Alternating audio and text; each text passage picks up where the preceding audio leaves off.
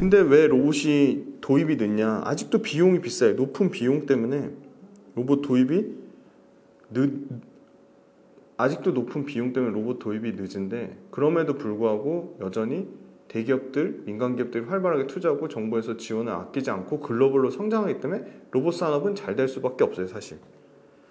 근데 그 중에 뭐가 제일 비쌀까요? 의료용 로봇이 제일 비싸죠. 가장 고가예요. 근데 의료용 로봇 관련돼서 이 로봇 시스템의 높은 비용이 당연히 점차적으로 로봇을 만드는 회사들이 늘어나니까, 공급이 늘어나니까 가격은 떨어질 수밖에 없다.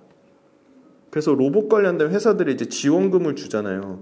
지원금을 주면 이 지원금을 바탕으로 판가를 더 올리는 게 아니라 판가를 낮춰가지고 더 활성화하는 거죠. 로봇 시장을 더 확대하기 위해서. 그래서 글로벌 로봇 시장은 17.5%인데, 네, 한국 IR 협의회 자료를 참고했습니다. 17.5%인데 의료용 로봇 시장은 16.5% 성장한다. 자, 큐렉소에 대해서 한번 알아볼게요. 엄청나게 재밌습니다. 상상을 초월하게 재밌습니다. 저만 재밌어 하면 안 되고요. 한국 야쿠르트가 갖고 있어요. 너무 뜬금없죠? 그죠? 지금 PD님도 놀라시는데 저도 몰랐어요.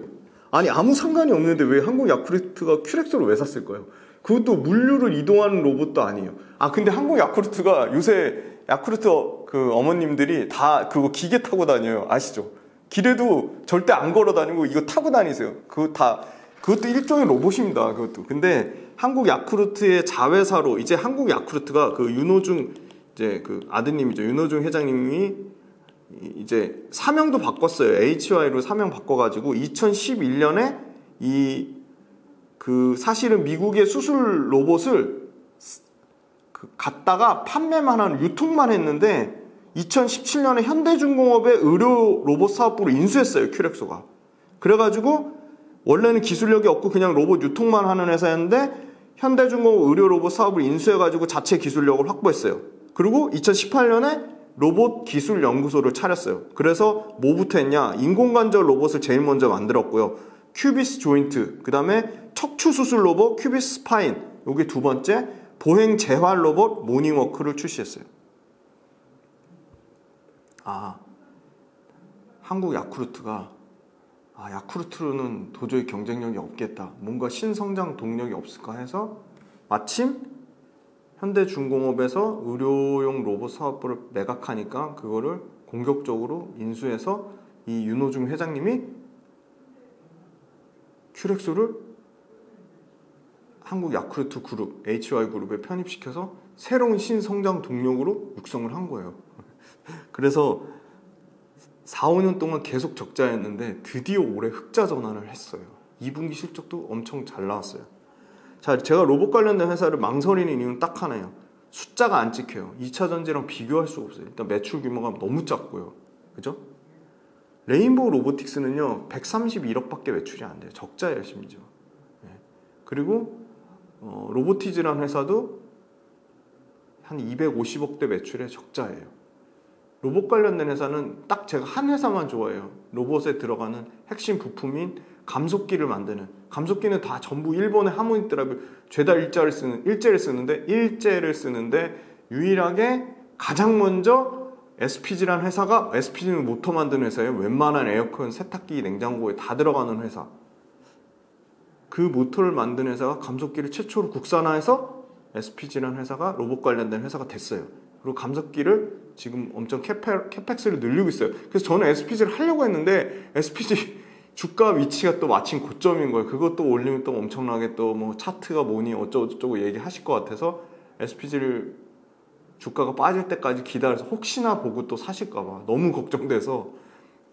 큐렉소도 싸진 않습니다. 근데 상대적으로 큐렉소는 최근에 주가가 많이 빠졌고 SPG는 덜 빠졌고, 그래서 둘 다 비싼데, 둘 다 비싸요. 분명히 말씀드려요. 비싼데 둘 중에 혹시라도 또 샀다는 분 계실까봐 조금 더 주가 위치가 낮은, 둘 다 비싸다고 말씀드렸어요. 또 이거 가지고 큐렉소도 비싼데 이렇게 말씀하시는 분들이 꼭 있더라고요. 그러니까 제발 또 본인 보고 싶은 대로 보고 듣고 싶은 대로 해석하지 않으셨으면 좋겠습니다. 그래서 큐렉소가 주가 위치가 SPG보다는 조금 나아서 올려드리는 거고요. 이게 큐렉소가 앞으로 엄청 잘 될 것 같아요.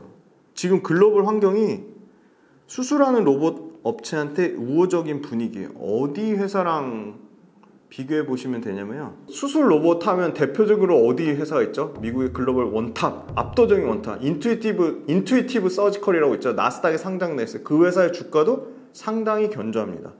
그런데 수술 업체들한테 굉장히 지금 글로벌 환경이 우호적인 분위기다. 아까 말씀드렸잖아요. 고령화, 그 다음에 생산 비용이 올라가니까 글로벌로 생산 비용을 절감하라는 거, 그 다음에 저출산, 자 고령화, 그죠? 저출산. 그래서 의료는 아무래도 그죠? 아무래도 조금 더 그 연령대가 조금 더 낮을수록, 예? 그죠?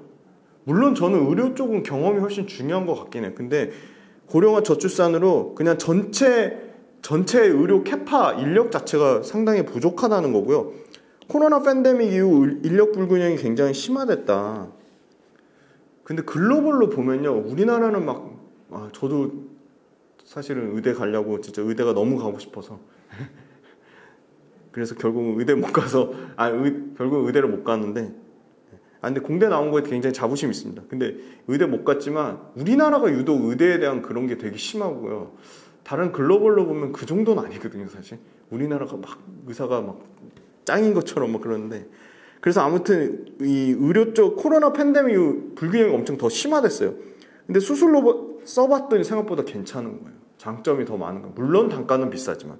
그래서 이 수술 로봇 장점 때문에 소비자 인식이 엄청 개선됐어요. 그래서 의료 쪽 로봇도 생각보다 여러 가지 많은 장점 때문에 폭풍 성장하겠구나. 아니나 다를까 국내 의료용 로봇이요. 이 값비싼 로봇 중에서도 비싼 거에 끝판왕 수술 로봇을 국내 의료 수술 로봇이 기술력도 좋고 품질도 좋으면서 가성비 있는, 말 그대로 상대적으로 저렴한 가격으로 틈새 시장을 공략했어요. 그래서 이 큐렉소가 1분기에 인도에만 작년 연간 파는 거의 절반 이상을 수출을 했어요. 근데 의료시장의 끝판왕은 어디죠? 역시 미국이고 그 다음에 일본이거든요. 그러니까 인도하고 미국하고 일본에 진출한다는 얘기는 선진 시장에서 기술력을 인정받는다는 얘기예요. 왜? 글로벌 의료용 로봇 시장의 76%, 여기 76%라고 돼 있잖아요. 글로벌 의료용 로봇 시장의 70%는 미국하고 유럽하고 아까 한 나라 일본이 주도해요. 근데 이 중에 6개 업체가 76%를 점유해요. 이 6개 중에 1등이 인투이티브 서지컬, 나스닥에 상장된 이 회사. 이 회사도 한번 공부해볼 만해요. 예. 그렇죠. 공부해볼 만하다는 얘기는 투자할 가치가 있다는 거였죠. 그래서 미국과 유럽의 6개 업체가 전체 글로벌 의료용 로봇 시장의 76%를 점유한다. 그러니까 큐렉소는 앞으로 이 의료용 로봇 시장의 틈새 시장을 가성비를 바탕으로, 그 다음에 품질과 레퍼런스, 그 다음에 큐렉소도 그럼 기술력이 떨어지냐? 기술력이 떨어지지 않으니까 지금 해외에서 지금 검증받아서 계속 나가고 있잖아요.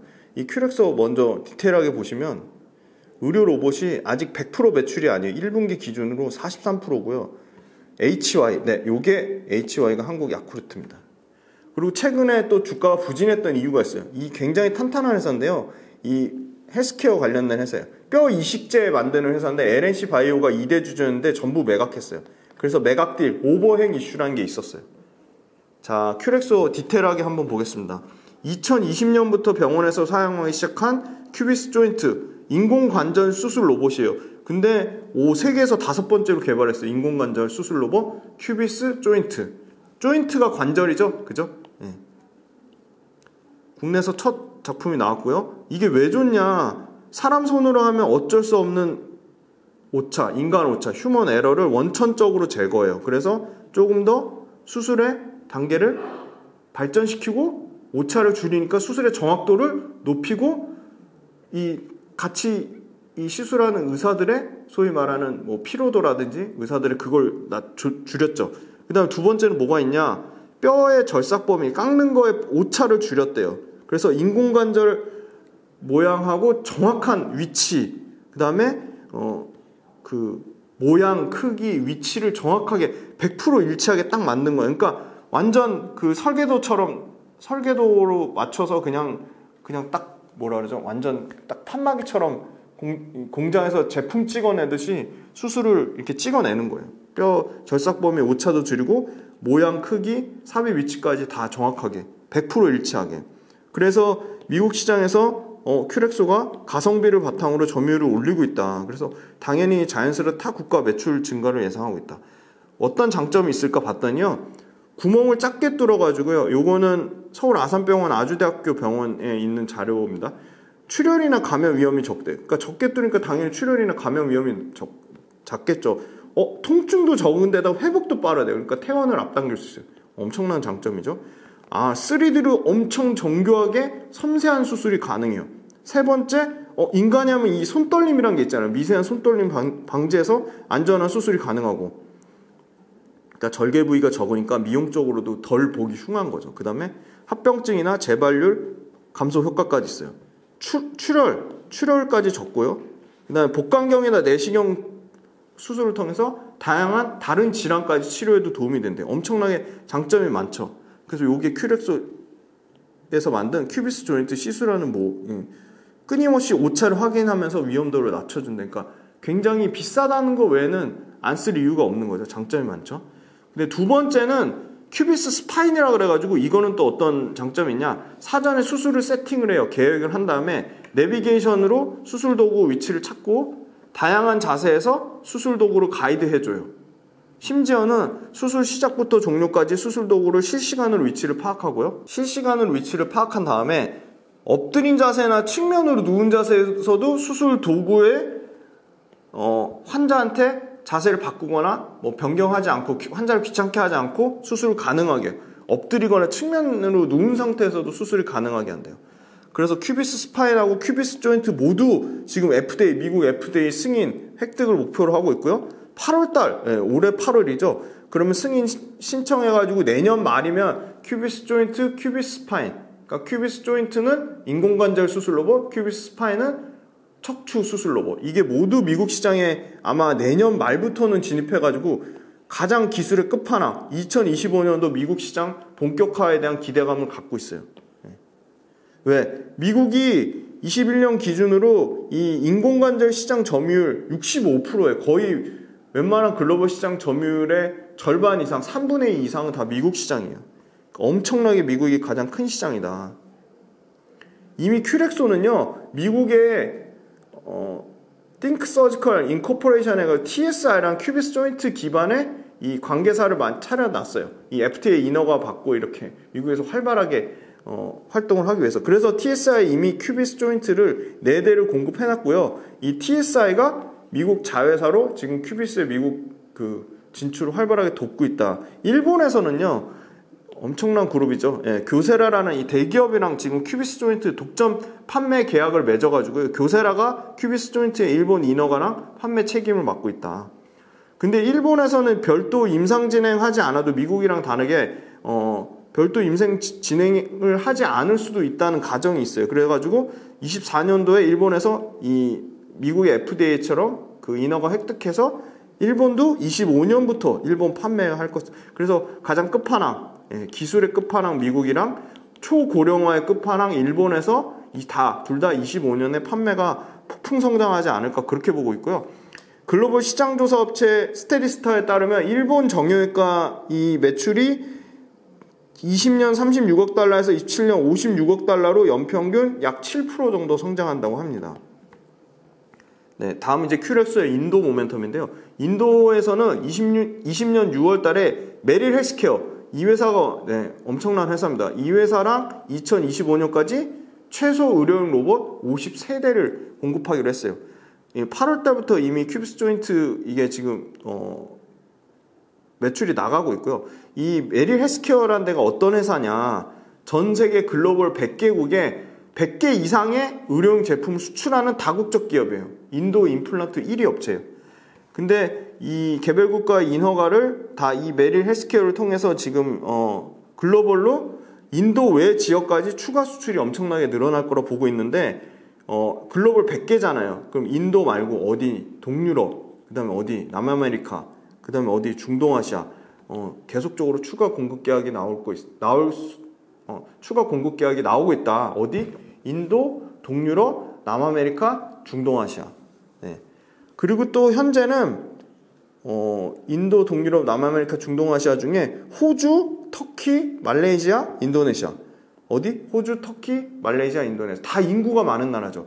호주, 터키, 말레이시아, 인도네시아의 인허가 획득이 보다 빠르게 될 것이다. 그래서 올해 4분기 이 호주, 터키, 말레이시아, 인도네시아는요. 당장 올해 23년 4분기부터 큐비스 조인트 추가 판매가 기대를 하고 있어요. 네. 요게 그 메릴이라는 헬스케어 전문 인도 임플란트 1위 기업인데 글로벌 전 지역을 다 커버하고 있죠. 유럽 커버하죠. 인디아 커버하죠. 중앙아시아, 중동, 그죠? 아시아, 그다음에 아프리카, 라틴 아메리카 이렇게 많은 나라를 커버하고 이렇게 많은 글로벌 국가를 커버하고 있다. 자, 큐렉소는 인도에서 지금 연간 큐렉소의 전체 수출 물량이 33대인데 이미 인도에서 17대를 벌써 납품을 했어요. 왜? 인구 대국 인도, 그죠? 이 인구 대국 인도에서 지금 이미 작년도 전체 물량의 절반 이상을 했다. 그래서 인도, 초고령화 국가, 일본, 세계 최강 기술 대국, 미국을 모두 지금 잡으려고 하고 있다. 인도, 일본, 미국, 심지어 아까 호주, 터키, 말레이시아, 인도네시아, 동남아시아랑 그죠? 남아메리카, 중동까지 잡으려고 하고 있다.